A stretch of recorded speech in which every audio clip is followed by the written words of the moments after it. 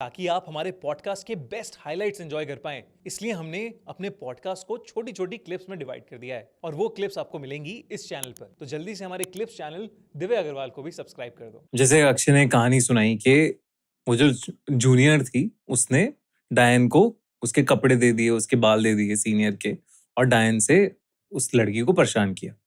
तो बड़े सारे लोग डायन के थ्रू अपनी ख्वाहिशें भी पूरी करने की कोशिश करते हैं। बिल्कुल ऐसा होता है। लोग अपने मतलब को निकालने के लिए, अपनी ख्वाहिशें पूरी करने के लिए इन पावर्स को यूज करते हैं। तो ऐसी एक कहानी है। यहाँ पे एक लड़की थी जिसका नाम था रिमी। तो ये गर्मी की छुट्टियां मनाना आप ये मान सकते हो, वेकेशन पे अपनी मौसी के घर गई थी। तो उनकी मौसी जो थी मतलब बहुत रिच लोग थे ये। इनका पूरा बड़ा मेंशन था, पूरा फार्म हाउस टाइप का बैंगलो था, और उसके आसपास मतलब घर नहीं थे, सेक्लूडेड था थोड़ा वो। तो अभी मान लो कि अगला जो घर होगा उनके उस मेंशन से करीबन 300-350 मीटर दूर ही होगा, उससे ज्यादा पास कुछ भी नहीं था। तो इसकी मासी से बचपन से ही बहुत कनेक्टेड थी, बहुत अच्छे से प्यार से बिल्कुल अपनी बेटी की तरह उसको रखा करती थी। तो ये वहां जाती है, अभी बहुत टाइम बाद जा रही थी वहां पे। पहले जब ये थी छोटी थी तो इसकी कजन सिस्टर थी, मतलब मासी की लड़की, तो उसके साथ खेला करती थी। फिर उसकी डेथ हो गई थी, तो उसके बाद से ये अभी जा रही थी वहां पे। तो कितने साल की होगी रिमी? रिमी होगी करीबन, आप मान के चलो 12-13 साल के। 12-13 साल की। तो वहां पहुंची, वहां पहुंचती है तो देखती है कि इनकी जो माँ से उनका एक लड़का भी था। तो लड़का है, मौसा जी हैं। मौसा जी तो मोस्टली अपने काम में लगे रहते थे। और मौसा जी की मदर थी, मतलब जो इनकी मासी थी, उनकी सास। तो उनकी जो सास थी वो पैरालाइज थी, व्हील चेयर के ऊपर ही रहती थी, बोल नहीं पाती थी। कुछ बोलना भी हो तो आंखों से इशारे वगैरह ऐसे किया करती थी। तो वहां पहुंची, सेटल हुई। अच्छा, इनका जो हॉल था, हॉल से एक बेसमेंट के लिए रास्ता था, गेट था, और उससे बेसमेंट में जाने का रास्ता था, पर बेसमेंट इन्होंने बंद किया हुआ था। तो 2-3 दिन उसको हुए थे, तो एक दिन वो खेल रही थी अपने मासी के लड़के के साथ ही, बॉल से कुछ वगैरह से। तो वो बॉल जो है वो उस बेसमेंट के गेट के पास चली गई। तो उसे ऐसा लगा कि जो बेसमेंट का गेट है वो थोड़ा सा खुला हुआ है। तो वो जाकर और उस बेसमेंट के गेट को चेक करने लगी, क्या है क्या नहीं है। तो उसकी मासी आई और उसको बोलती है, अरे तुम उधर मत जाओ, इधर आओ। तो वो थोड़ा घबराती बोलती, क्या हो गया मासी? तो बोलते, नहीं नहीं बेटा, वो कहना तुम्हें डस्ट से एलर्जी है। तो जो बेसमेंट है वो बहुत टाइम से बंद है, वहां से डस्ट वस्ट आ सकती है, इसलिए तुम उस बेसमेंट की तरफ मत जाया करो। और वहां वैसे भी कुछ नहीं है, फालतू पुराना सामान रखा हुआ है और तुमको वहां नहीं जाना है। तो बोलती अच्छा ठीक है। उसने ध्यान नहीं दिया, वो वहां से निकल गई। लेकिन जब वो बॉल उठा रही थी तब भी उसे ऐसा फील होता है कि वो बेसमेंट खुद उसको बुला रहा है अपनी तरफ, उसको ट्रैक कर रहा है। ठीक है, फिर उसने इस चीज को, इसके ऊपर ध्यान नहीं दिया। फिर वापस से वो, मतलब शायद उसी दिन की बात है, शाम को बैठ के टीवी वगैरह देख रही थी। तो टीवी जो वो देख रही थी, अच्छा इसका जो रूम था इसमें वो रुकी हुई थी, उस रूम की पोजीशनिंग ऐसी थी कि अगर इसके रूम का गेट खुलेगा तो सीधा वो बेसमेंट ही दिखता था, वहां से बेसमेंट का गेट दिखा करता था। तो वो टीवी देख रही थी, तो टीवी देखते उसका ध्यान बार बार उस बेसमेंट के गेट की तरफ जा रहा था, कि जैसे कोई वहां पर खड़ा हुआ है और वो चाह रहा है कि वो उसको देखे बार बार। पहले तो इसे साइड की नजर से देखती है 2-3 बार, फिर वापस से घूम के देखती है। तो उससे ऐसा रियलाइज, मतलब वो इतना एक अट्रैक्शन बोलते हैं इसको, कि कोई है जो उसको अट्रैक्ट कर रहा है उस रूम की तरफ। बट फिर भी क्योंकि उसकी मासी ने मना कर दिया था, तो वो इस चीज के ऊपर इतना ध्यान नहीं दे रही थी। रात की बात है, रात को वो सो रही थी, तो शायद उसके 1 या 2 दिन बाद की बात है। तो उसकी एकदम से ऐसे आंख खुलती है, पता नहीं किस वजह से, कि क्यों वो पानी पीने के लिए उठती है, कुछ उठती है, तो अपने रूम का गेट खोलती है। तो सिर्फ अपने रूम का गेट खोलती है, तो गेट खुलते सामने उसको वो बेसमेंट का गेट दिखता है। तो देखती है कि उसकी मासी उस बेसमेंट का गेट खोल के खड़ी हुई है और कुछ कुछ वहां पे पता नहीं बात कर रही है, क्या बोल रही है। वो देखती है, पता नहीं क्या चक्कर है क्या नहीं है। तो अपना चुपचाप गेट बंद करके वापस सो जाती है। थोड़ी देर बाद वो उठती है तो वो देखती है कि उसकी मासी नहीं थी वहां पर, और जो बेसमेंट का गेट था वो खुला हुआ ही था। तो उसे लगता है कि यार देखती हूँ क्या है बेसमेंट में आखिर। तो वो जाती है बेसमेंट में, बेसमेंट में उतरती है तो बेसमेंट में लाइट नहीं थी। हिम्मत वाली बात है, पर शायद उसको कोई अट्रैक्शन था जो उसको बुलाता था वहां पे। वो जाती है, बेसमेंट से नीचे उतरती है और उतर के चारों तरफ देखती है, तो वहां पे मतलब प्रॉपर ऐसा कुछ नहीं था कि उन्होंने स्टोर रूम बना रखा था। प्रॉपर वहां सामान रखा हुआ था, सोफा था, टीवी था, बेड था। ऐसा लग रहा था कि कोई वहां पे रहता हो। वो और नीचे उतरती है, नीचे उतर के हल्की सी लाइट वाइट जली हुई थी उसके अंदर, तो वो एक्सप्लोर करती है। तो उसको पूरी जगह को एक्सप्लोर करते करते सीढ़ी से उतर के वो एक 2 पोर्शन सीढ़ी से उतरा। इधर वाले पोर्शन में सोफा टी सब थे, इधर थोड़ा खाली सा पोर्शन था। तो पहले वो इधर एक्सप्लोर करती है, उसके बाद वो इधर जाना शुरू करती है। तो जैसे ही वो इधर जाना शुरू करती है, उसको ऐसा फील होता है उसके पीछे कोई खड़ा हुआ है। वो प्रेजेंस उसको फील हो रही थी। वो चारों तरफ देखते से कोई दिखाई नहीं देता है। फिर वो 1-2 स्टेप आगे लेती कि तभी उसे पीछे से किसी के हँसने की आवाज़ आती है और हँसने के बाद उसे आवाज़ आती है, "आओ रिमी, आओ।" उसका नाम लेकर बोलती है कि, "आओ रिमी, आओ, खेलते हैं।" तो डर जाती है बुरी तरह से। वो फिर से पीछे घूम के देखती है, तो वहाँ पर कोई भी नहीं था। लेकिन उसको बीच-बीच में जो हँसने की आवाज़ आ रही थी कि कोई ना कोई हँस रहा है। वो थोड़ा और आगे बढ़ती है, तो आगे बढ़ते उसकी नज़र पड़ती है दीवार पे चेन्स बंधी हुई थी और चेन्स के साथ किसी को बाँध के रखते हैं, ऐसे वो कफ्स होते हैं, वो थे। उसने उन कफ्स के ऊपर ध्यान दिया, तो उन कफ्स के ऊपर ब्लड स्टेन्स थे और वो ब्लड सूखा हुआ था बिल्कुल उसके अंदर। तो उसने उनको टच किया तो जो खून की पपड़ी थी, वो नीचे उतर के गिर गई। फिर उसने वहाँ से वो और आगे बढ़ती है, तो उसका पैर टकराता है किसी चीज़ से। एक कटोरा-सा था, जिसमें कुछ खाना-वाना रखते हैं। उसके पास में देखती तो फ्लोर के ऊपर स्क्रैचेज़ के निशान थे, जैसे किसी ने फ्लोर को स्क्रैच किया हुआ हो बुरी तरह से। वो देख के घबरा जाती कि चक्कर क्या है, क्या नहीं है। फिर वो वापस से उधर से घूम के वापस से ऊपर जाती है और अपने रूम में जाकर वो सो जाती है। लेकिन उस दिन के बाद से उसको मतलब वो आवाज़ बार-बार आया करती थी कि आओ रिमी आओ रिमी आओ, खेलने की आवाज़ उसको आया करती थी। अब उसके माइंड में क्यूरियोसिटी तो आ ही चुकी थी, तो नेक्स्ट वापस से मौका देख के और अगली रात को उस बेसमेंट में जाती है। तो खुद से जाती है, कुछ बताया नहीं हाँ, उसने किसी को कि क्या नहीं, हुआ नहीं, है? नहीं, वो एक दिन एक्सप्लोर करके आ गई थी, उस दिन वो खुला हुआ था और पता नहीं क्या उसकी माँ से उसको लॉक करना भूल गई थी या क्या था कि नेक्स्ट नाइट भी वो उसका जो रूम था, या तो वो अपने आप खुला था या जो भी था, जो उसकी कॉलिंग थी। तो वापस से वो चुपचाप रात को दबे पैर उस रूम में एक्सप्लोर करने जाती है और क्योंकि उसको ये लग रहा था कि वहाँ पर कुछ ना कुछ है। पता नहीं, मतलब मैं तो उसकी जगह हूँ तो मैं तो नहीं जाऊँ। आप जाओगे? और नहीं, पता नहीं नहीं, कैसे नहीं। इतने से बच्चों में इतनी हिम्मत आ जाती है। तो वो गई वापस से, वो एक्सप्लोर कर रही थी कि तभी वापस से उसे वही हँसने की आवाज़ आती है। उसे प्रॉपर फ़ील होता है कि पीछे कोई खड़ा हुआ है और इस बार घूम के देखती है तो उसके पीछे उसकी वही कज़िन सिस्टर खड़ी हुई थी जो मर चुकी थी। और उसको देखते ही वो बिल्कुल उसके बाल बिखरे हुए थे, उसकी आँखें जो बिल्कुल आँखें सफ़ेद हो रखी थी और वो दोनों हाथ करके बोलती, "आओ रिमी आओ।" इतना कहते उसके मुँह से चीख निकलती है। चीखती है, बहुत तेज़ चीख सुनते उसकी मासी वगैरह सब भाग कर आते हैं और वो देखते हैं कि बेसमेंट का गेट खुला हुआ है। उसकी मासी भाग के नीचे जाती है, उसको उठा के बाहर लाती है। वो बेहोश पड़ी हुई थी वहाँ पे, उसके सिर पे भी लग गई थी। उसका फर्स्ट एड वगैरह करते हैं, उसको उठाते हैं। उसकी मासी बोलती है कि तुम वहाँ पे क्या लेने गए थे? तुमको मैंने मना किया हुआ है ना। तो वो कुछ भी नहीं बोल पाती, बड़ी अजीब-सी वो घबरा गई थी, मतलब शॉक के अंदर थी वो। अब उसकी मासी को लगा कि यार प्रॉब्लम है ये तो कुछ ना कुछ। तो उसने अपनी बहन को फ़ोन किया कि भई ऐसे-ऐसे ना इसकी तबीयत ख़राब हो गई है और ये थोड़ा घबरा गई है, तुम इसको घर ले जाओ वापस से। तो अगले दिन रिमी के पापा आके उसको अपने घर वापस ले जाते हैं। उसकी बहन पूछती भी कि क्या हुआ? क्या बात हो गई? बोले पता नहीं कैसे ऐसे डर गई शायद किसी बात को लेकर, तो और कोई बात नहीं है ऐसी। ऐसा हुआ। अब रिमी पहुँच गई अपने घर पे, लेकिन वहाँ जाकर भी उसकी जो हालत थी वो ठीक नहीं हो रही। और वो रात को उठ-उठ के चीखती, चिल्लाती और बड़ी अजीब सी हरकतें करती। मतलब पूरे रूम के सामान को इधर-उधर फेंक देना और रात को उसका रौद्र रूप शुरू हो जाता था। अब उसके घरवालों को, फैमिली वालों को समझ में नहीं आया कि चक्कर क्या है? ये तो वहाँ जाके तो उसने मेरी बहन को फ़ोन किया कि भई क्या बात है? तुम्हारे घर से आने के बाद इसकी तबीयत ऐसे-ऐसे खराब हो रही है, कुछ हुआ तो नहीं है? तो बोलती है, "नहीं-नहीं दीदी कुछ भी नहीं हुआ, आप घबराओ मत, ऐसी कोई बात नहीं, शायद ये किसी चीज़ से डर गई है।" तो फ़ोन कर दिया उन्होंने, कुछ भी नहीं हुआ। लेकिन अगले दिन इसकी जो मासी थी, वो इनके घर पहुँच जाती है और घर जाने के बाद वो उनसे बोलती है कि दीदी बहुत बड़ी एक प्रॉब्लम हो गई। तो बोलती है, "क्या प्रॉब्लम हो गई?"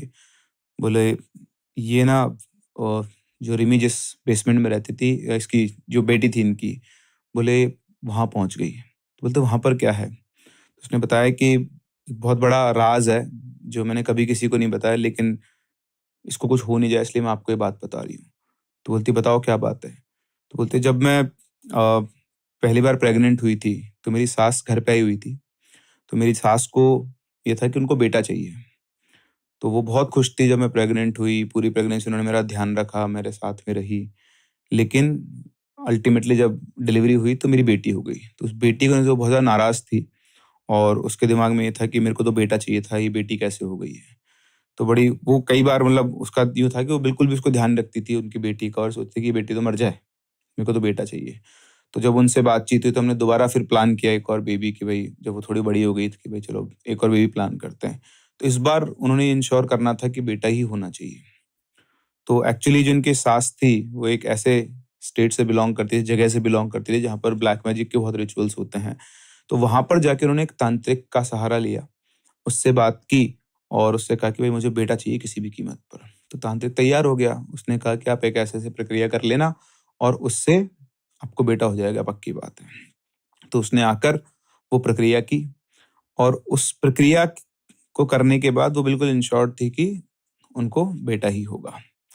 अब होता क्या है, जो इनकी पहली बेटी थी, जब से ये इन्होंने कुछ प्रक्रिया की थी, उस बेटी के अंदर बड़े अजीब से चेंजेस आना शुरू हो गए थे। मतलब वो रात-रात भर सोती नहीं थी, थोड़ी ऐसे ही गुमसुम सी घूमती रहती थी। ऐसा कोई वियर्ड बिहेवियर वो नहीं करती, नॉर्मल ज़िंदगी अपनी जी रही थी, बट रात को थोड़ा उसका ये रहता था। तो एक दिन की बात है कि ये जो इनकी मासी थी रिमी की, तो जब वो करीबन 4 या 5 महीने की प्रेग्नेंट थी, तो वो लड़की जो है, इनकी बेटी जो थे, वो आती है, वो आकर उसकी मदर के पेट पर हाथ लगाती है और एक अजीब सी थोड़ी-सी क्रीपी सी स्माइल रखती है, चेक करती है। तो पहले तो सोचते हैं कि ये इनका जो भी अगला बच्चा होने वाला है, अपना भाई-बहन जो भी होगा, उसको ऐसे प्यार से टच कर रही है। लेकिन उसका हाथ जो प्यार से पहले हाथ ऐसे फेर रही थी पेट के ऊपर, धीरे-धीरे वो ऐसे चेक करने लगी दबा-दबा के और बहुत प्रेशर के साथ चीज़ों को चेक कर रही थी। तो उसने इतना ज़्यादा प्रेशर डाला, तो जिसकी मासी थी उसको थोड़ा शक हुआ कि अरे ये ऐसे कैसे चेक कर रही है? ऐसे 5 मिनट चेक करने के बाद वो चुपचाप वहाँ से उठती है, एक बार लास्ट बार हाथ फेरती है पेट पे और वहाँ से निकल जाती है।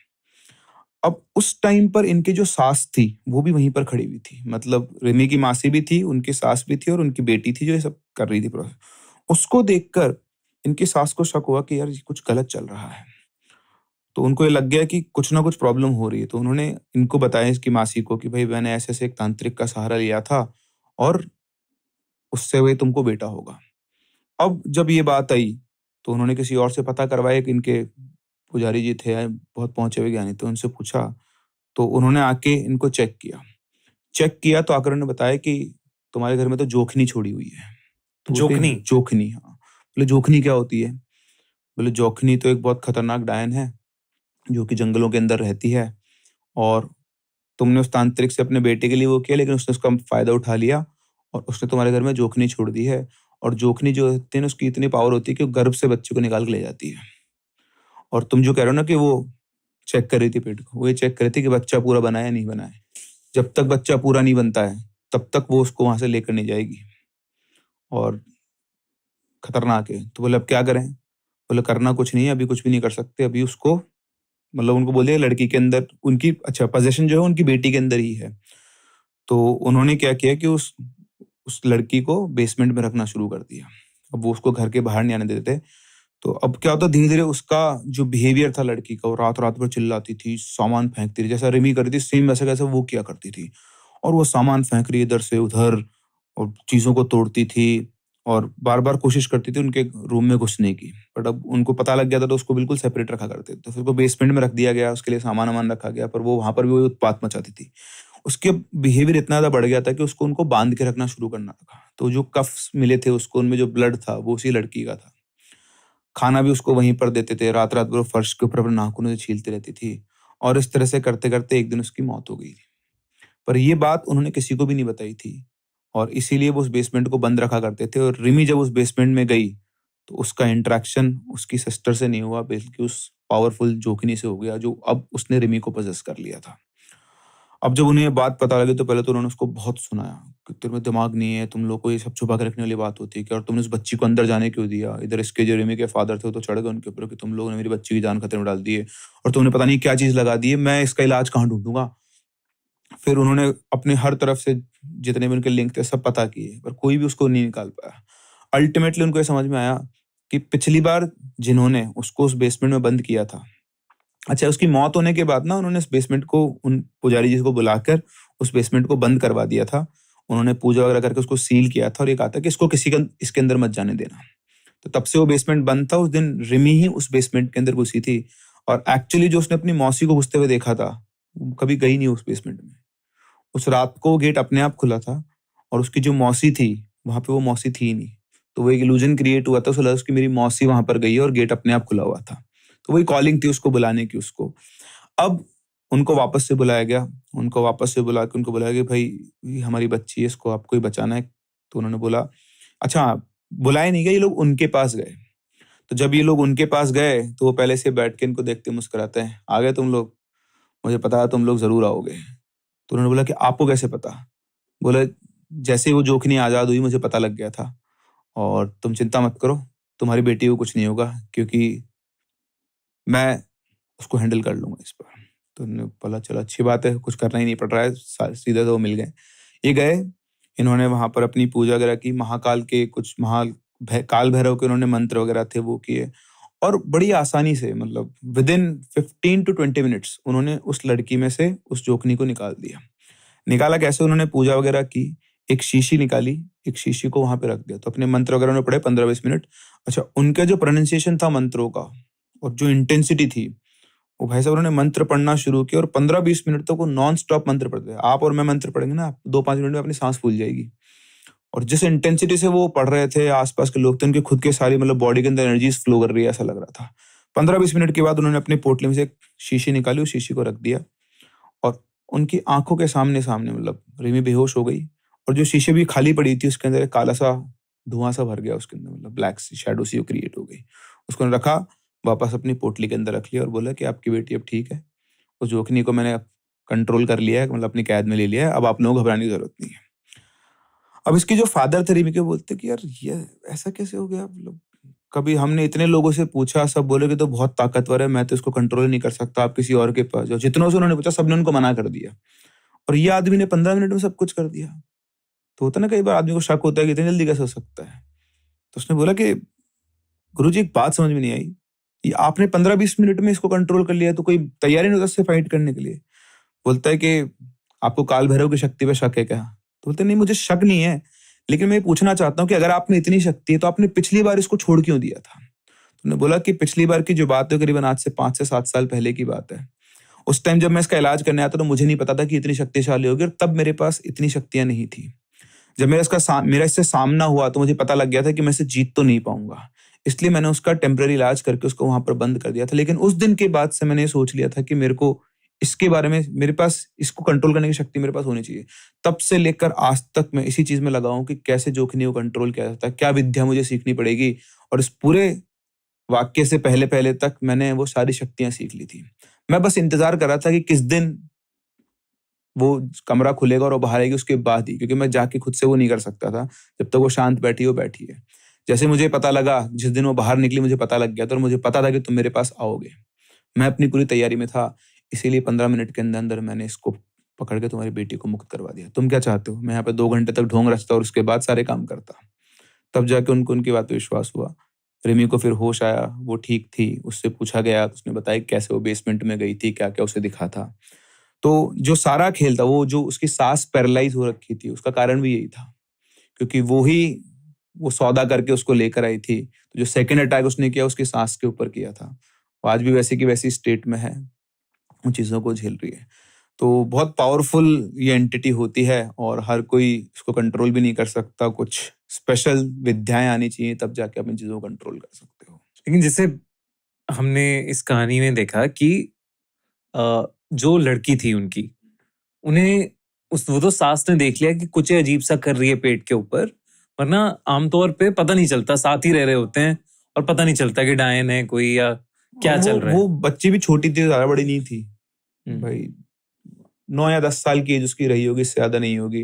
पेट पे वो हाथ फेर रही तो, लेकिन उसका जो तरीका था ना, शी वाज लाइक कि चेक कर रही थी कि कहाँ तक कितना डेवलप हुआ है वो बच्चा, कब मैं इसको अपने साथ ले आ सकती हूँ। तो अगर वो सास उस टाइम पे नहीं ऑब्जर्व करती इस चीज को, तो हो सकता है कि बच्चा कभी इस दुनिया में नहीं आता।